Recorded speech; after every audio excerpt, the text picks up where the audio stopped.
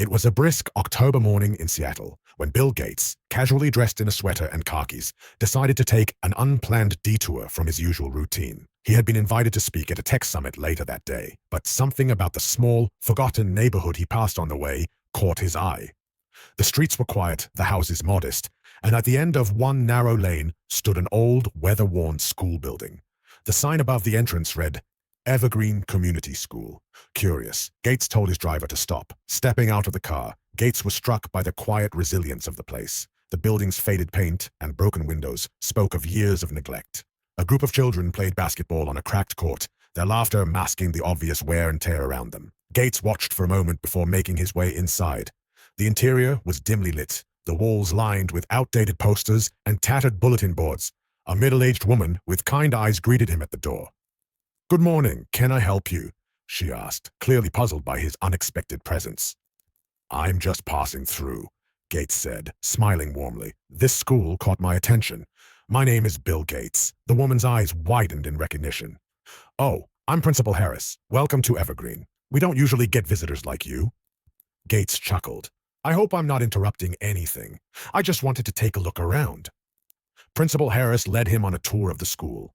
She explained how budget cuts had forced them to make do with outdated textbooks, aging computers, and limited resources. "Most of our students come from low-income families," she said. "But they're resilient, and so are we. We do the best we can with what we have." As they walked through the classrooms, Gates saw teachers pouring their hearts into their lessons, using creativity to overcome the lack of resources. In one room, a math teacher used chalk and a small blackboard to explain geometry to eager students. In another, a science teacher demonstrated basic experiments with makeshift equipment. The tour ended in the library, which was little more than a small room, with a few shelves of well-worn books. Gates noticed a boy sitting at a desk, scribbling furiously in a notebook. "What's he working on?" Gates asked. "That's Danny," Principal Harris replied. "He's one of our brightest students. He dreams of becoming an engineer." Intrigued, Gates approached the boy. "Hi, Danny," he said. "What are you working on?" Danny looked up, startled. "I'm designing a robot, sir," he said shyly. "But I'm just sketching ideas right now. We don't have the parts to build it." Gates smiled. "Can I see your sketches?" Danny hesitated for a moment, then handed over his notebook. Gates flipped through the pages, impressed by the boy's ingenuity. "You have talent, Danny," he said. "Never stop dreaming." By the time Gates left the school, he knew he couldn't just walk away. On the drive back to his meeting, he made a series of calls. Within hours, his foundation had mobilized a team to assess the school's needs. The next day, Evergreen Community School became a hive of activity. Trucks arrived with new textbooks, state-of-the-art computers, and science lab equipment. Contractors began repairing the building's structure, repainting walls, and installing new windows. Gates himself returned to oversee the progress, much to the delight of the students and staff. Danny's robot sketches didn't go unnoticed either.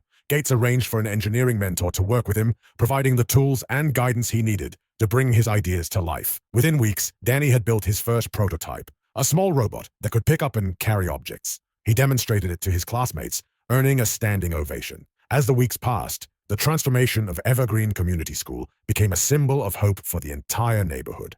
The students' enthusiasm soared, and the teachers felt rejuvenated.